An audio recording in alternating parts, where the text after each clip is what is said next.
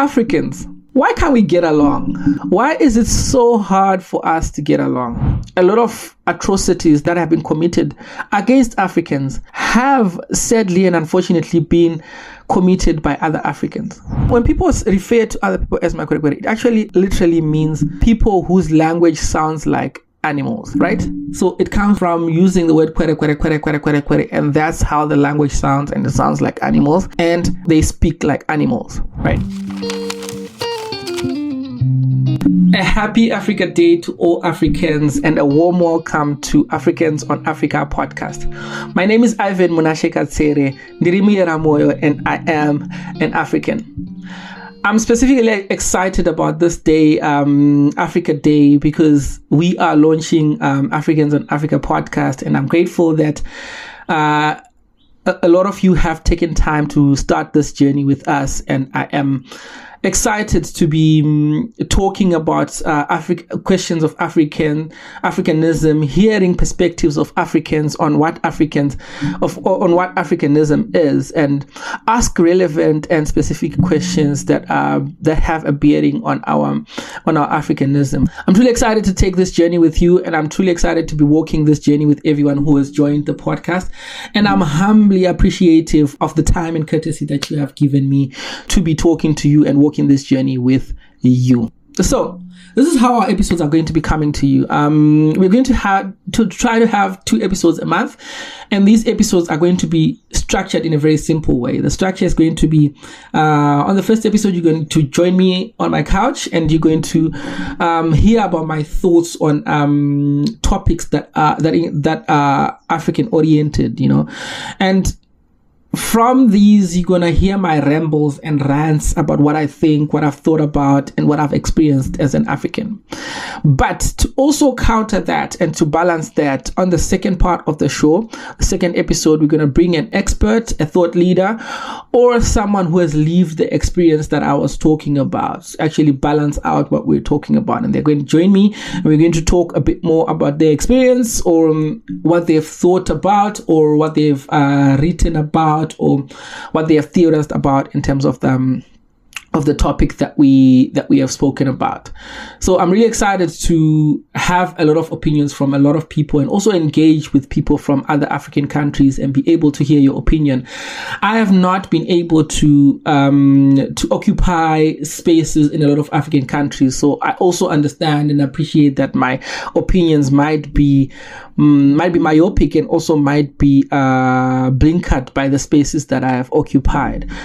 So I'm also acknowledging my bias here, but this is why I want to engage with everybody who is from other countries as well. So tell us also where you're watching from, where you're joining from, and tell us if your experiences within that country are the same as the experience that I'm talking about, or the experiences that I'm talking about are nothing like the experiences that you have seen within your own country and your own space as well.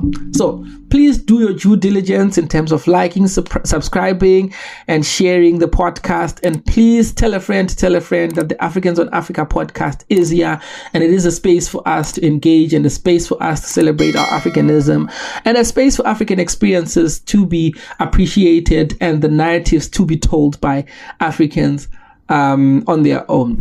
To start off things, I have a question for all the Africans. So my question is, Africans, why can't we get along? Why is it so hard for us to get along?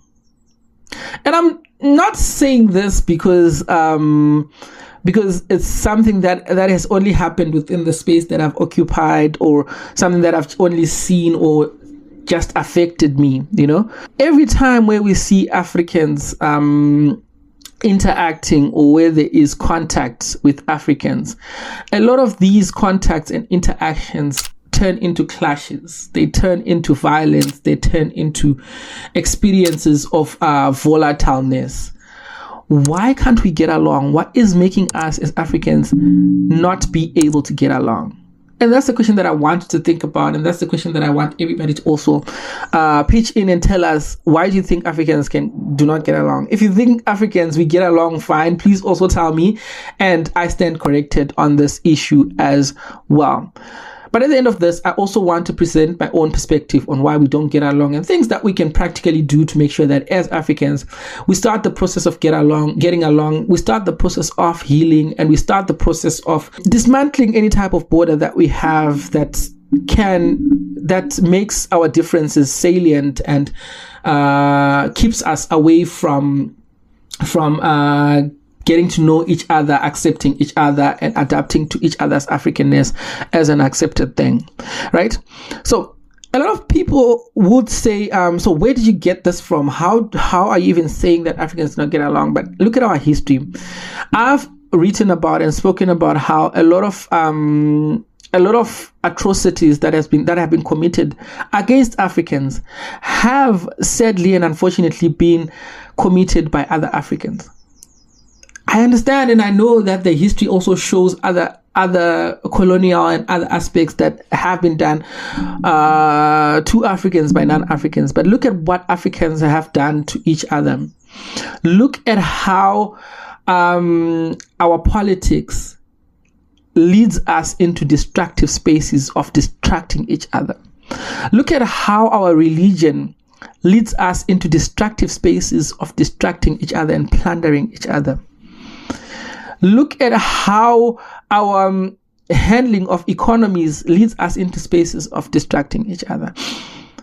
Look at how our social inhabitness, if that's a word, leads us into spaces that are destructive for each other.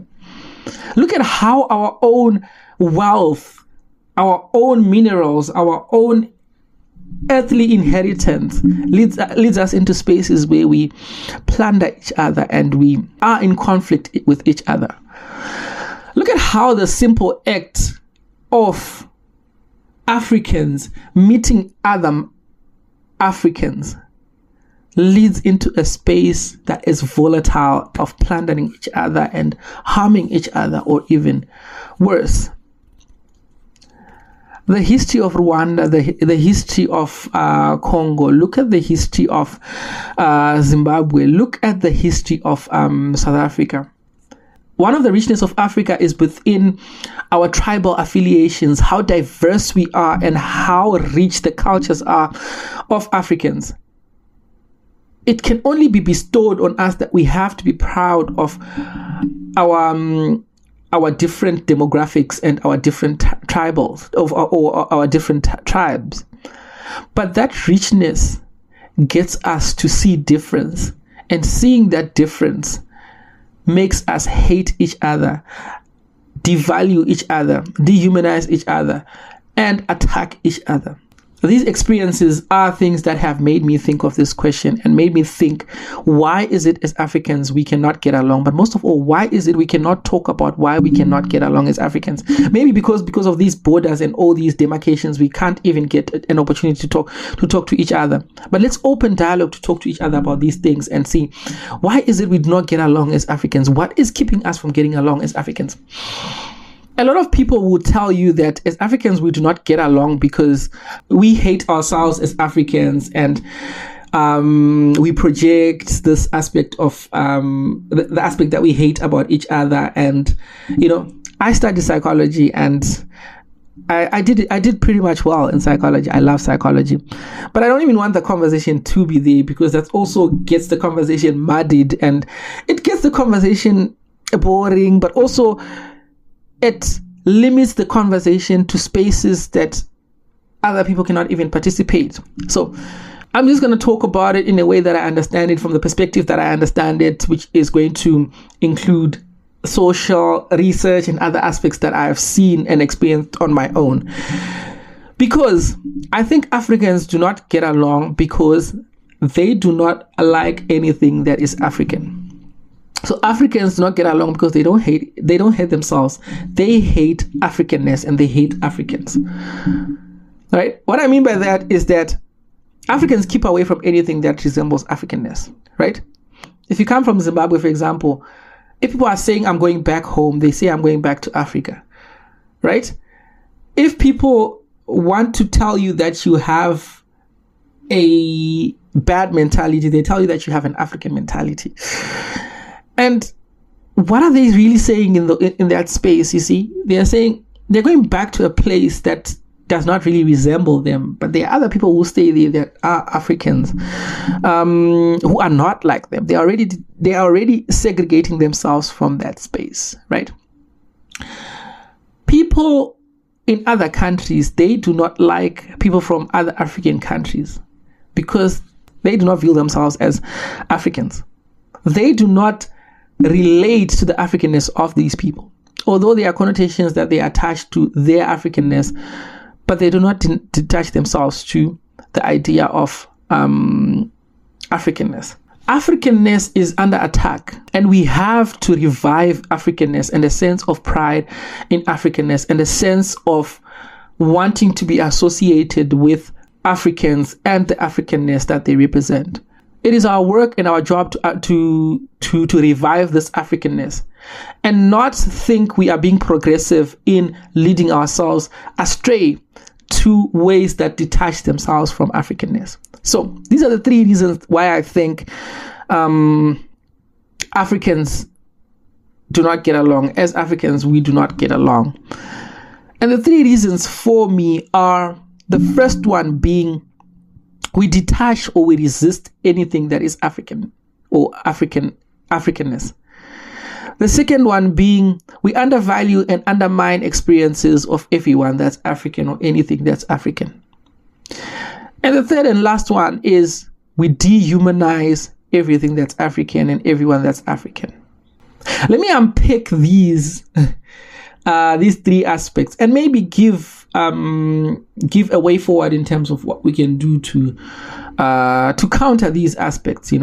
I know I won't have as much time to unwrap all of them, but we'll get into most, if not all of them, in the next episodes, and be able to open up a space where we can have conversations about these. So, three parts of this thinking that I have, that Africans hate everything that is African. First of all, Africans detach themselves from everything that is African. They dissociate themselves from everything that resembles Africanism. And second of all, we undervalue anything that is African or Africans. We undervalue that, and we undervalue the experiences of anything that is considered African. And the last thing is, we dehumanize everything that is African, and we dehumanize people that are considered as Africans, right? So I'll break down the first part. And the first part is that we resist or we detach ourselves from everything that is African, right? So in simple terms, think about anything that is African and the pride that is associated with relating to anything that is African, right? A simple example that we can think about in terms of detaching from anything that is, or resisting anything that is African, is we resist relationships with people that are African or people that are called Africans, right? It's like this phenomenon that has always been present, that other countries are considered as African while others are not considered as African. And people who live within those spaces are also not considered as African. Okay, to give a specific example of this, think of the affirmation that Africans have of moving from where they had stayed before, or places that they had inhabited before. If Africans are moving from a space that they have inhabited before, they have connotations of saying, I was living in the ghetto, or I was living in the township, or I was living in the rural areas. And so much so that behaviors that are associated with those places are associated with things that people want to detach from. So people will talk about the rural mentality, people will talk about the township mentality, people will talk about the ghetto mentality as something that happens in a space that they have left, and as something that has happened in a space that is far away from them or distant away from them. And this is why also we see this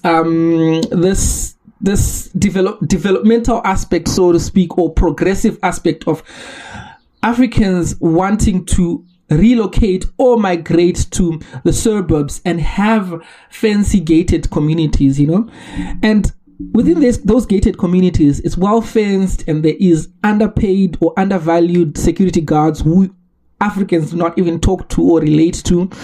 And one question that I always ask when I see gated communities, and the phenomenon of gated communities sprouting specifically in Africa, and people wanting to be part of those gated communities and wanting that life of a gated community. The question that I always ask is, who is being kept out of gated communities? Who are we fencing gated communities against? Which gets back to my point that I was talking about when I was saying Africans want to resist everything that resembles Africanism, in a sense that if people we're staying in a ghetto, they want to move from the ghetto, but also they want to detach from themselves from this aspect that they have coined, the township mentality, the ghetto mentality, the rural mentality, and they view people or a group of people who are within that space as people that are different from them, or people that have less value from them, or people that are inferior to them. But also, when we see that that aspect growing as well, one of the things that we have seen and experienced with Africans resisting this Africanness, or resisting each other, is what we see as well in when people are talking about Africans as people who are foreigners and foreigners against migrants. Now, this is a topic that I want to keep for another episode, because I want to differentiate or unpack the difference between Africans and migrants, right? But also I want to unpack this concept of actually really distancing ourselves as Africans from other Africans, so much so that we say we mobilize terms like abahambe or they must leave, right? So I want to stop here and just unpack those two for a bit, but I will save that for a later episode. Now, when we have this concept of foreigners and this concept of migrants, what we see is that in Africa, these two are viewed as different concepts, right? I think in your head already you are having an image of what a foreigner is and what a migrant is. So what I've seen and what I've experienced in Africa is that a foreigner is experienced as the African person who is coming to African countries, and this person is unwelcome, this person is unwanted, this person is a plunderer, and this person is viewed as a person who is flooding the borders and coming through illegal routes, right? But also, in addition to that, this person is also viewed as someone who is coming to other African countries to do drugs, to do illegal things, and not build, right?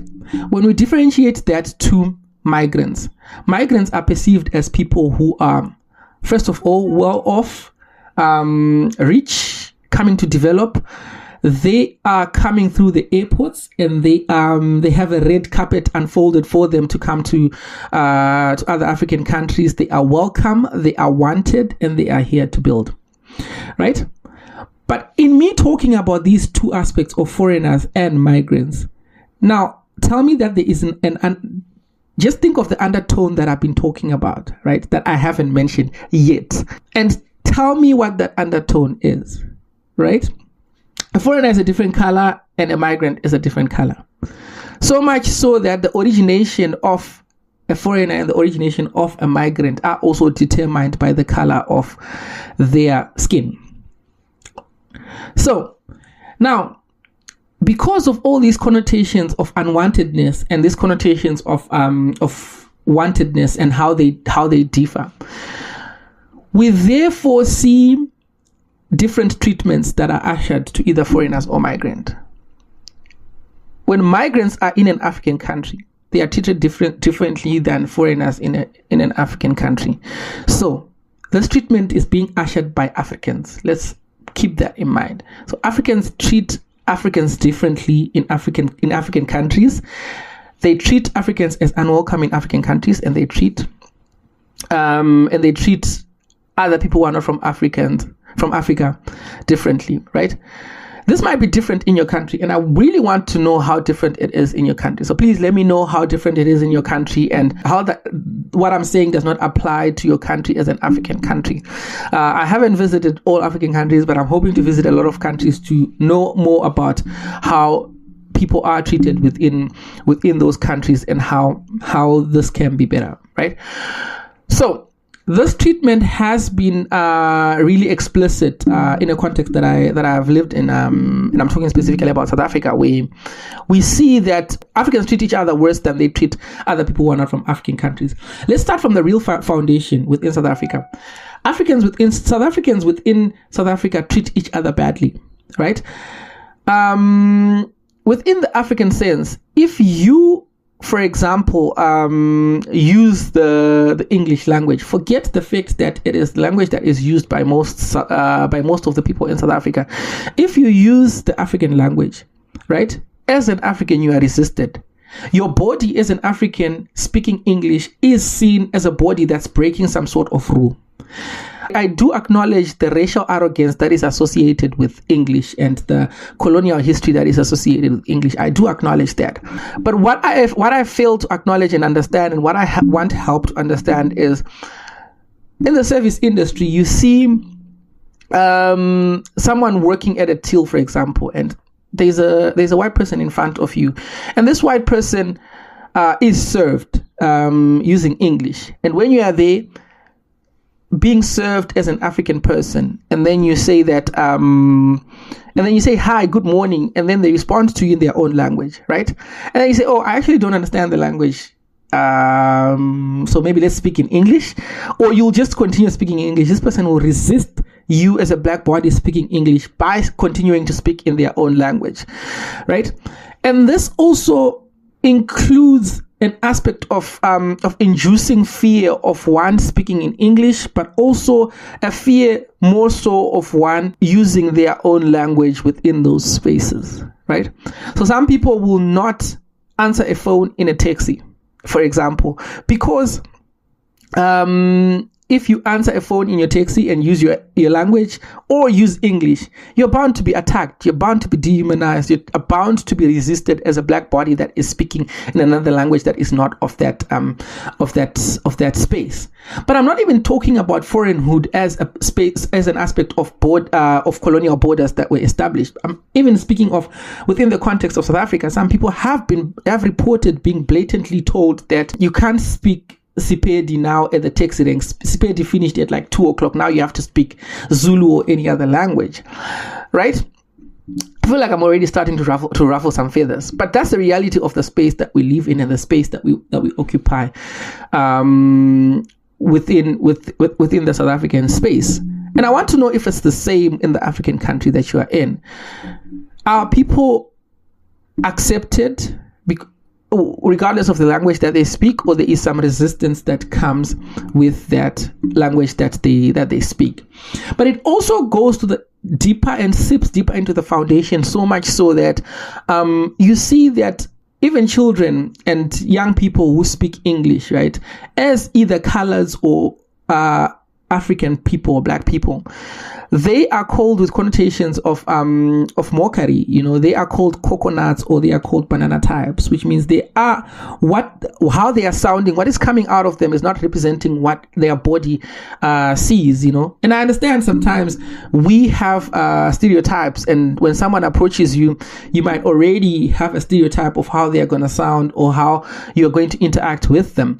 And this is a tool that your mind uses in terms of wanting to guide interaction or predict behavior. That I do understand. But if the expectation is not met, why is it we close ourselves from learning or adapting? Why is it we close out the room for us to learn, and actually the room for us to be able to get along? That's a question that I have. Now, in unpacking that as well, I want to unpack this concept of abahambi that has dominated political discourse and political language, but also has been used in a lot of senses to just say that they must go, you know. And when that rhetoric is used to say they must go and they will go. There is an undertone of who is they. There is an undertone of who is they, and that they is that African person who is othered in African countries. They don't verbally say illegal foreigners must go or illegal foreigners must leave.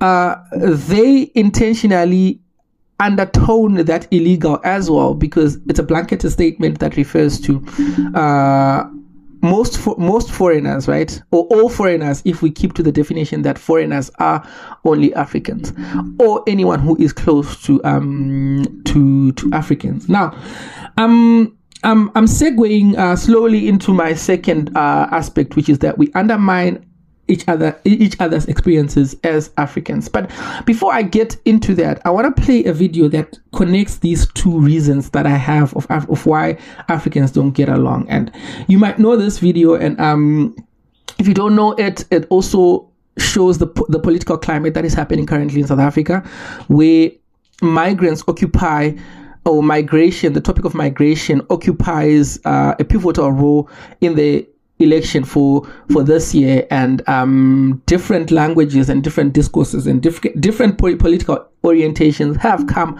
up, which either agree with opening the borders or borderless Africa, or the assertion of migrants being kicked out of South Africa. And we have gone to do research to talk to people about how they feel about this as well. And I'm not going to talk about it now because we've preserved that for the second episode, and to show you also the research that we have done in this regard. So stick around for the second episode to see a bit more of that. But in unpacking this aspect of Abahambe, I want to play this video, and we can talk about it as well. Mackenzie says nothing will convince him otherwise when it comes to undocumented foreign nationals. They are gonna go home. Halakan haistukan. Abahambe. Abahambe. We don't want illegal foreigners here. Where the PA, after we've been sworn in, I'm going straight to Rahima Musa Hospital, where we're going to switch off the oxygen of illegal foreigners. Abahambe, Abahambe, Abahambe.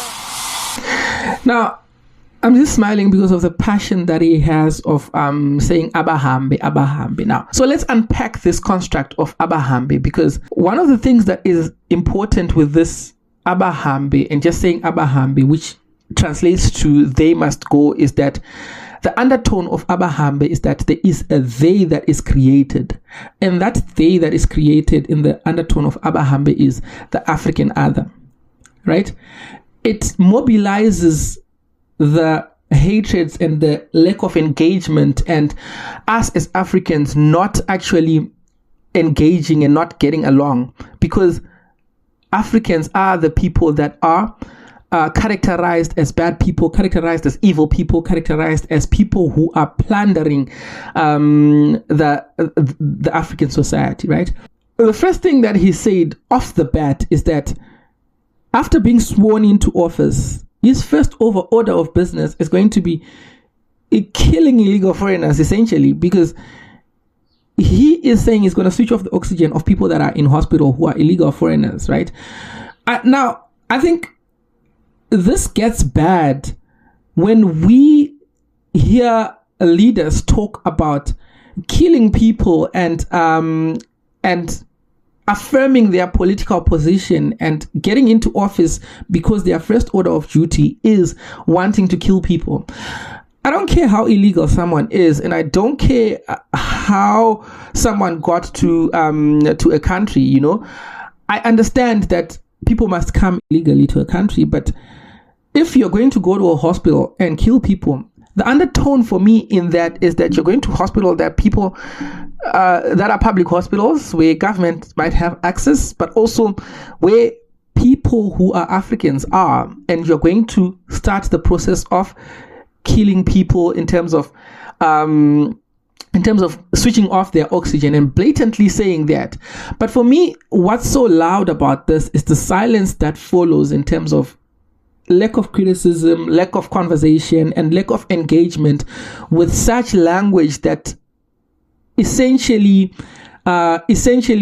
puts on the table and, in a sense, almost legitimizes and highlights the legitimization of the killing of illegal foreigners and the bad treatment of illegal foreigners, in a sense. Now let's continue with this one. The Patriotic Alliance leader Gayton McKenzie, not mincing his words, apartheid satani kai ruma di satani tedi. The devil sent other devils here to this country to come and sell drugs to our children, to come and sell body parts of our people, to come and take the jobs of South Africans. In this clip, he characterizes Africans as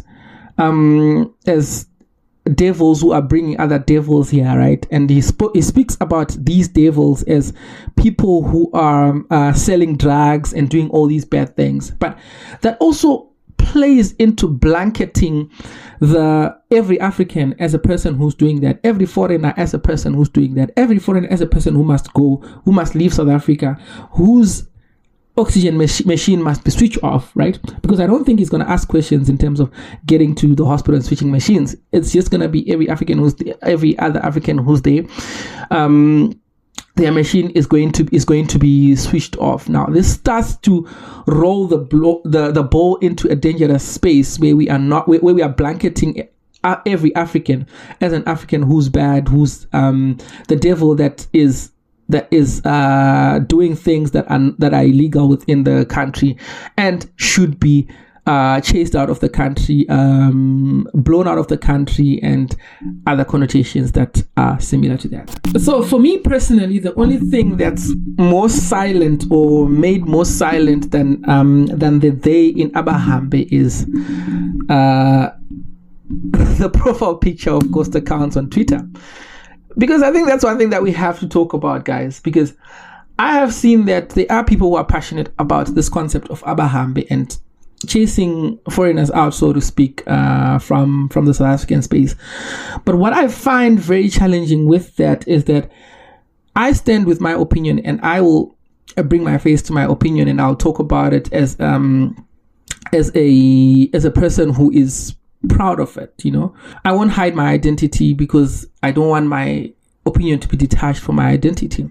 But I've seen people who have even responded to me on Twitter with some of the opinions that I have, as radical as they are, with vile responses attacking me, which I don't mind because it still opens up flow to conversations. I've been called a pseudo academic, I've been called this, I've been called that, and a lot of other things. But I think it's important to open that dialogue and actually have that dialogue. That's why for me it is important. I've reached out to some of the people who are ghost accounts. I don't know why, who speak passionately about these topics, because I also think some of them actually have very good points, and I also want to engage with some of those people. So if you are someone who's passionate about this topic, even if you don't agree with me, I really want to engage with you and be able to form a conversation and form a dialogue around this topic. So please feel free to reach out to me, and I'll be more than happy to welcome you to the podcast and learn about your experience as well, because you still remain African.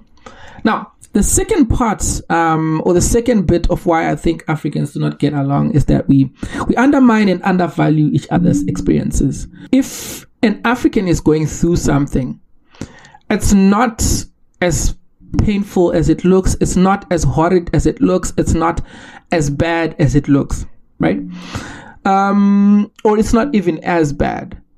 And we have seen this a lot in terms of how Africans are treated, but also how Africans are spoken about and how their experiences are ignored and not spoken about. Now, I want to talk about something here. I want to use an example here that that happened recently, and I don't know for those who follow African trends and follow African discussions, the whole dialogue that happened with Rutendo on SABC. And yeah, I had to think carefully before I spoke about this, because some of the things that happened here, I don't think they are worth my energy, but I think they are worth highlighting this aspect of how we undervalue each other's experiences, and experiences of Africans actually do not matter to other Africans in terms of taking them in as human experiences that actually are important.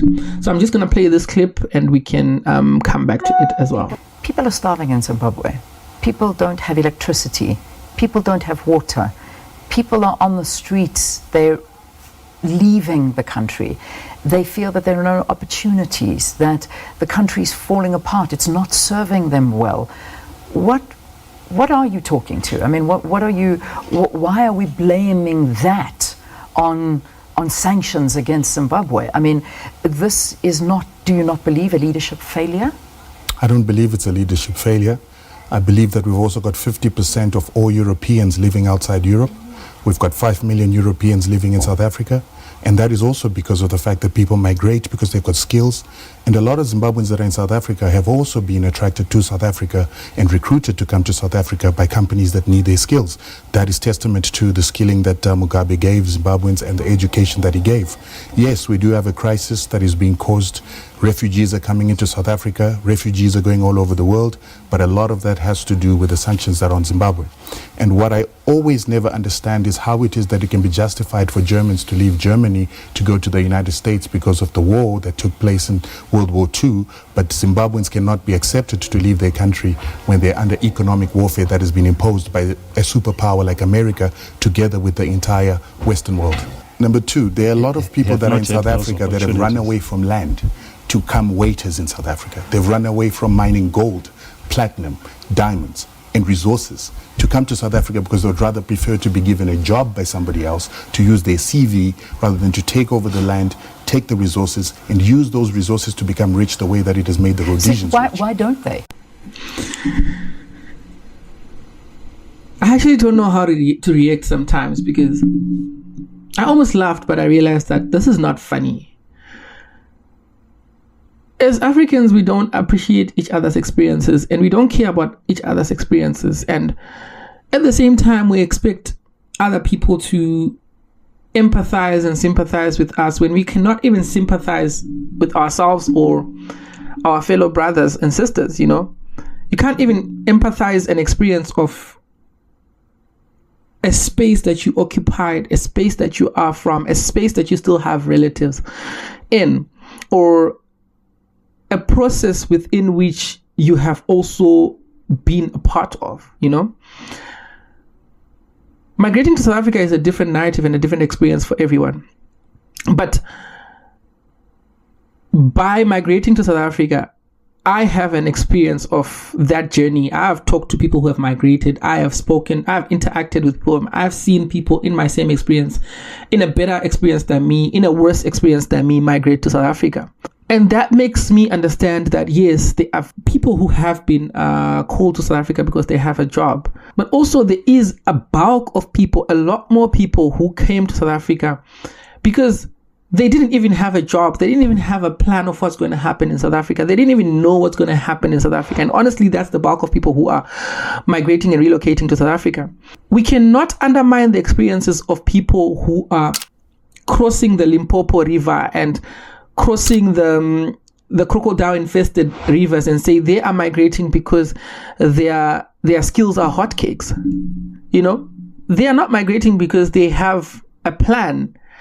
Migration essentially, and we need to understand that migration, even if you migrate within your own country from rural to the city, or if you migrate within your own continent or your own region, in a lot of cases, in most of cases, migration is a response to the situation that you are in.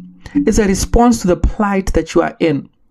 If the situation that you are in is unlivable, is not giving you anything, is hot in a sense, you want to stand up from there and leave that situation, you know. I've spoken to people who've left their homes and migrated to other countries and not even know what they're going to do in those countries. And they have met a worse plight where they are going. And this is the bulk of people who are migrating. If people were migrating because their skills are hotcakes, we wouldn't have the situation that we have of Africans conflicting, because in conflicting, Africans are showing that there is a scarcity or a perception of scarcity of resources that has been created by people migrating. One of the resources that is perceived as scarce is work.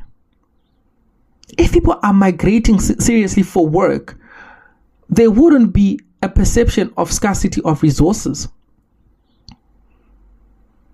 So I think it is important that we always empathize, regardless of the divide that you are in. It is important that that demarcation or that bordering aspect, be political, religious, or anything, it shouldn't get to a point of masking your own truth and you speaking or seeing other people's experiences, because it is important that we always remain objective to other people's experiences as well. And one of the parts of this conversation spoke about how, as Zimbabweans, people are leaving and they just want a salary, and they are leaving mines and all these other guys. I apologize for laughing because this is not funny. Who's going to leave the prospect of being a mine owner and go and get a salary? Who does that? What bulk of the population has access to owning those mines and owning those resources in comparison to those who just want a salary? Even without a qualification, people are looking for salaries. Objectivity is lost when we are speaking from privilege, and that's a problem that we have as Africans. And that's why in a lot of cases we cannot get along, because I cannot sympathize with your position if things are going well for me. And how dare I even sympathize or empathize with your position if things are going well for me? So we cannot get along, because essentially the greater population of people who are suffering are the ones whose plight we don't care about once we have migrated, so to speak, to the top niche of the social ladder.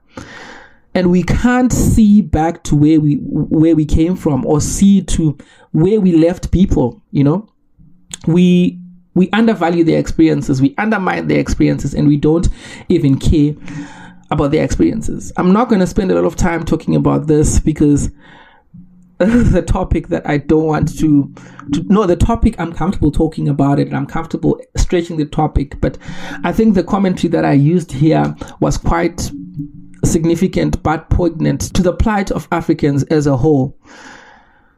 But also, I'm open to engaging with Rutendo, and I'm opening to having a dialogue with anyone, specifically, even if their opinions are against me. But to close this off, I'm just going to say, if you really can't say no to a 16-year-old, then I'll never be able to trust your judgments on experiences of Africans like myself or others who are seriously seeking for jobs and do not have anywhere to go, and they have responded to their death impending plies and relocated to other countries. You know, you can go out of your gate and see people standing at a traffic light with no prospect for a job, but only carrying a hope for a job. And you can't literally say those people had prospects for mines and they're just looking for a salary, or those people are in a space because their skills are hotcakes. You can't say they left their country because their skills are hotcakes.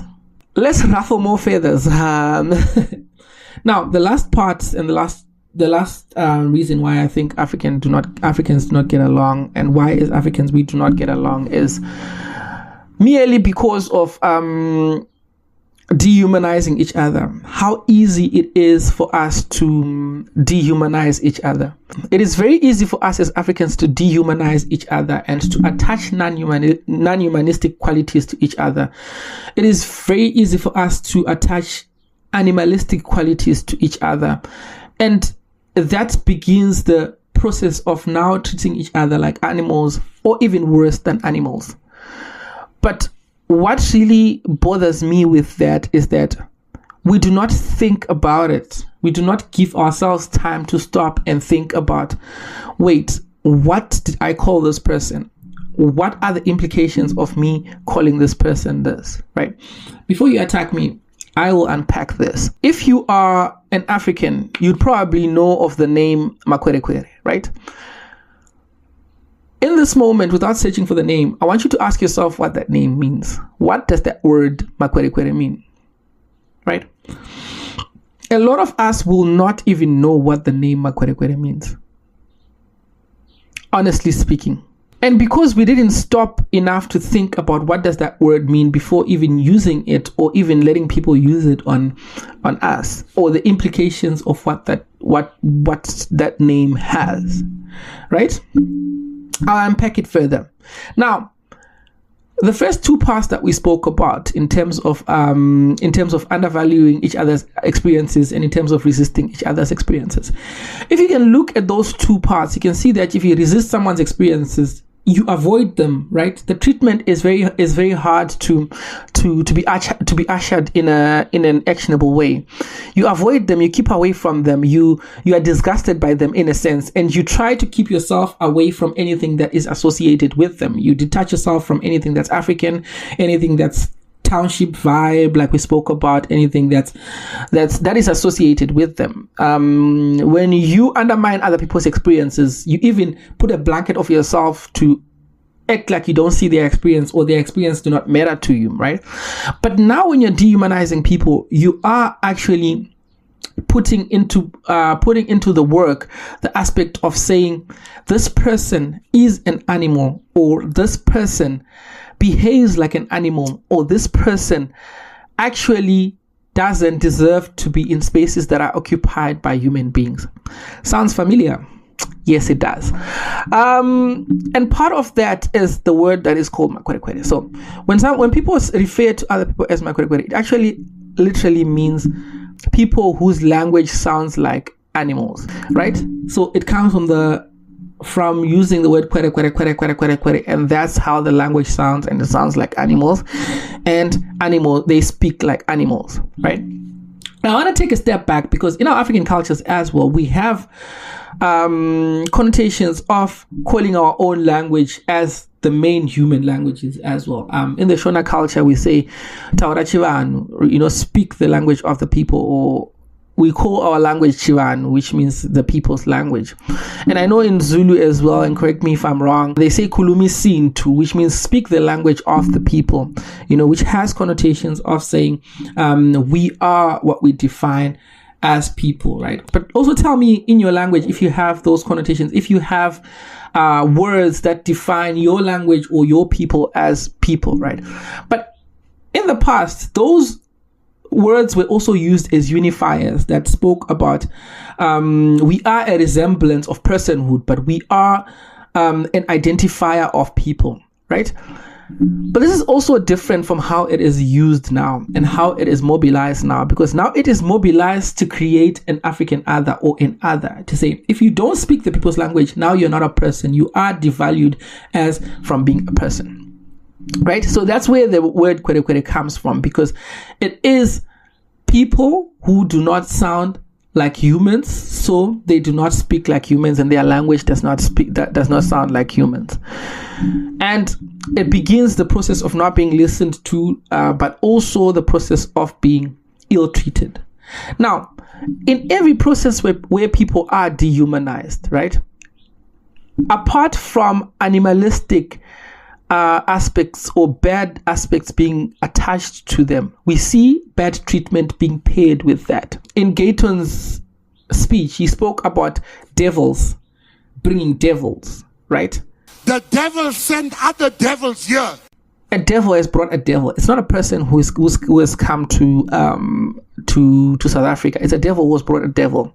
So a devil deserves to be treated as a devil. Now, this also actions the process of justifying the process of justifying the killing or the switching off of machines, because you are switching off the machines of devils, of drug dealers, of thieves, of people who steal other people's women. Yeah. And what that does is that it justifies any ill treatment that is given to a person who is dehumanized, right?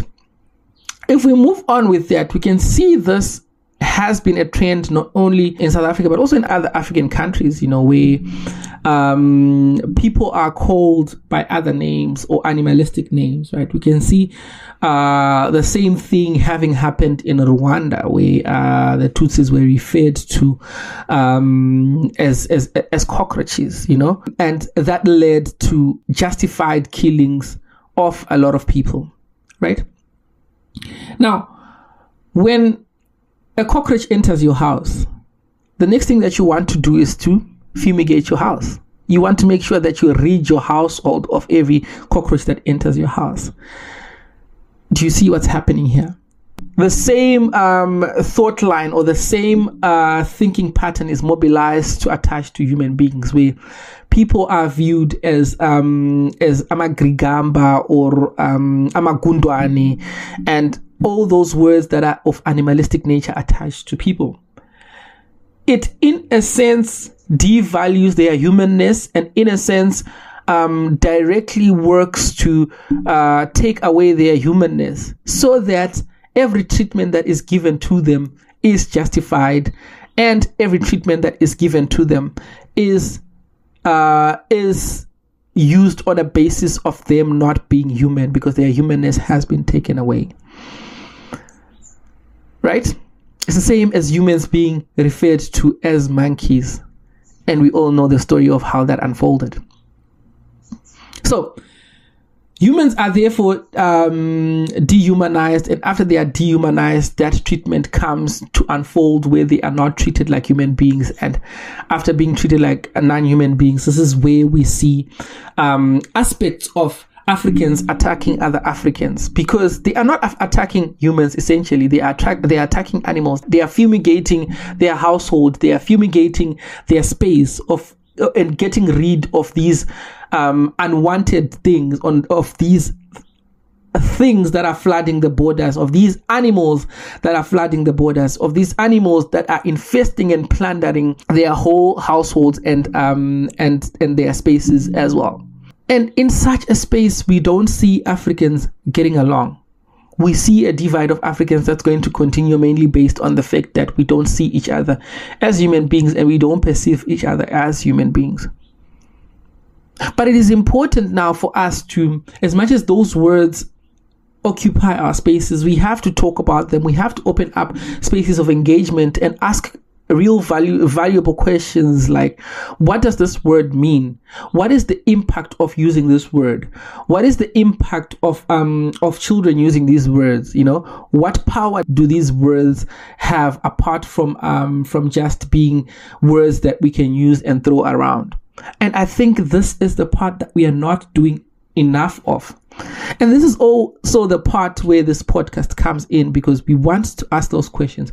We want to have those conversations. We want to see the origins of these words and what their power has been able to achieve, so to speak. And we want to open dialogue with anybody who even feels like they are justified to use these words, or they are justified to use these terms. So what now? We've spoken about all of these things, and I have given my opinion on these things, on these aspects, and I've tried to respond to the question of why Africans do not get along. So what now? I think I've spoken about how us as Africans need to realistically use language as a powerful tool to make change, because it can currently be a powerful tool for distraction. I've seen experiences of people who live in African countries or in African societies where they have their children translate for them or speak for them in official spaces and non-official spaces, because once they speak within their language, that language is used to attack them and to plunder them and to do worse things that can violate them. Language is used as an identifier or a marker of people who do not belong in a society. But we need to start cultivating relationships that that allow us to realize that we are different. But in realizing that we are different, we learn about the other people, we learn about the next people.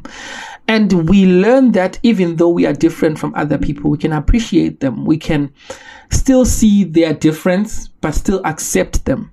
We need to have a multicultural Africa, because currently we have an Africa that is still dissected according to various borders. These borders can be political, can be religious, can be spiritual, can be tribal. So if you're not my tribe, if you're not my political side, if you're not my religion, all of those things, if you're not my economic class, I'm not interacting with you. I'm different from you and I'm not interacting with you.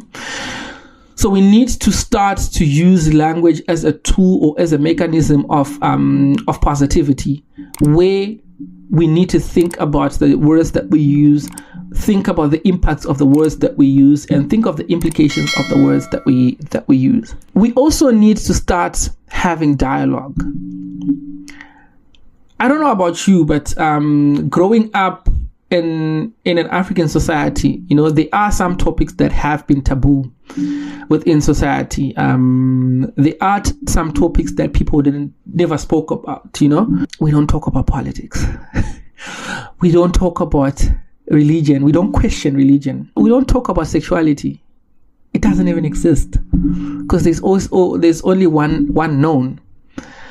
We don't talk about other cultures, because they are not people. We only defame them, So we need to start opening up discussions about those things, among other things. We need to start being able to appreciate the value of difference. We are different. Let's accept it and let's learn what the other people do. How do they live? How do they view the world? What is their view of the world based on? I understand that it's different from mine, but how does it also inform the way that I view the world? I know it ruffles some feathers, because if there's one political right, then that political right is the correct one, But that's only blissful in ignorance. We need to learn about other people, and we need to start having those conversations, and we need to start seeing the power of language. I need to hear from you as well. What else can we do to make Africans get along? If you get along with Africans, what has made you get along with other Africans? What has been the key ingredient that you have used to be able to get along with other Africans? Part of what we want to do with this podcast is we want to be able to write serious articles that are not academic. I don't hate academic spaces, but I want to keep things informal, and I want to keep things engaging. So if you have written about this, if you have written a blog about this, if you have had a conversation about this, if you've hosted a space about this, we want to know about that. We also want to be engaged within that space as well, so that we can be able to contribute and hear what you have to say and what you have to contribute within that space as well. Having said that, I want to thank everybody for joining in the first episode of Africans on Africa podcast. We are starting to change the community of Africa, and we are spreading the narratives of Africans around the world, and we want you to be a part of it. Please engage with us, talk to us, and continually tell us where we can do better and do well. I want to thank the team that has been behind the scenes doing everything in their power to make sure that the first episode comes to fruition, and doing everything in their power to make sure that we have the right content, we have the right ingredients to make this podcast a success. On the next episode, you're going to meet Tabiso, who is one of the members of the team, a great thinker, a great anthropologist, a great researcher, and someone whose opinion I also respect in terms of thinking about Africanism. And we are going to talk more about what I've spoken about and what he has seen in research in terms of what I'm talking about. Is it bullshit, or is it something that realistically happens within the world as well? I want to thank Africa to the World, which is the sponsor of this episode, and the people that have been dressing me up, and people who represent things that not only this podcast represent, but also the things that I believe in personally. I believe in Africanism, and I believe in an African orientation, and I believe in my identity as an African. So it's a very powerful tool to be able to look the way that you also identify. So please check Africa to the World up, and please buy their swag. They have a lot of swag that is so refreshingly nice, and I have attached their link below. And also, I would like to appreciate everybody who has already shared this episode, commented on this episode, engaged on this episode. I'll try my very best to engage with everybody who has commented, because I think this is fresh conversation and this is conversation that we should have. So I'll try my utmost to engage with everybody so that we have a conversation that is ongoing and we continually develop together and we push Africanism and we make the experiences of being an African in Africa a better experience and a fruitful experience. My name is Ivan Munashe Katsere, Dirimuyera Moyo, and I am an African.